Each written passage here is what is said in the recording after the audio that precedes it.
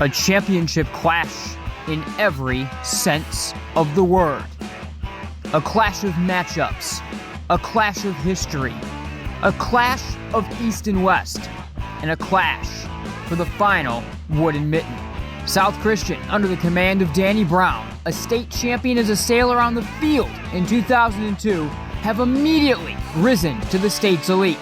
Their pedigree could not be more clear. In just their fourth season under Brown, the Sailors got back to the mountaintop last year with a perfect 14-0 march to the title. Harper Woods, under Rod Oden, are forging a pedigree all their own.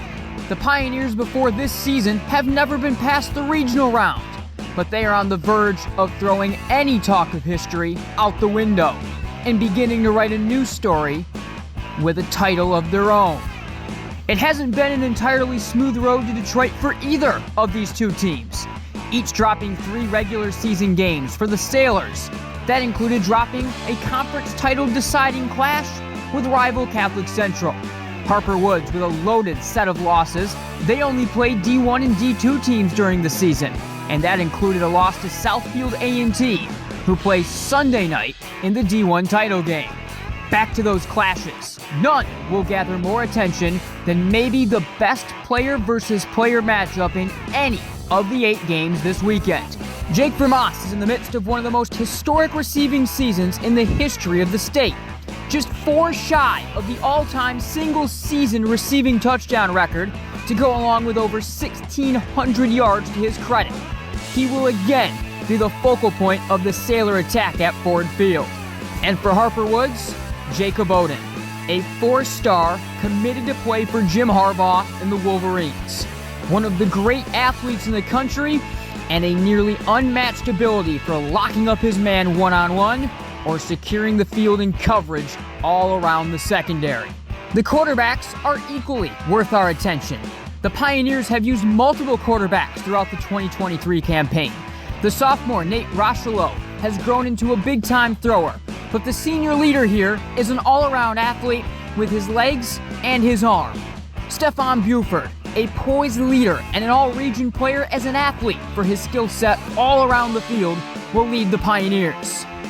Speaking of all-around athletes, Carson Viss stepped in to control the Sailor offense this year, filling the big shoes of state champ and now Toledo Rocket Jake DeHaan. But Viss has also been able to garner nationwide Power Conference school attention for his skills on the hardwood throughout his career. The junior worked overdrive to recover from a nasty injury to both wrists that he suffered last year in the basketball playoffs to be able to lead the Sailors this fall. And he's done just that, finding the yards needed with his legs and operating the Sailors' prolific airborne offense.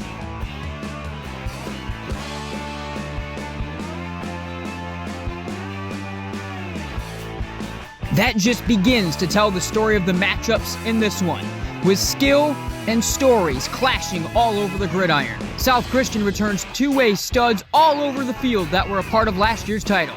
Charlie Skur has powered their running attack all season, while Noah Funk and Austin Tiesma return as a part of one of the deepest wideout and defensive back cores in the state as ultimate Swiss Army knives. Harper Woods standout junior Don Adams is one of the toughest backs in the state to take down.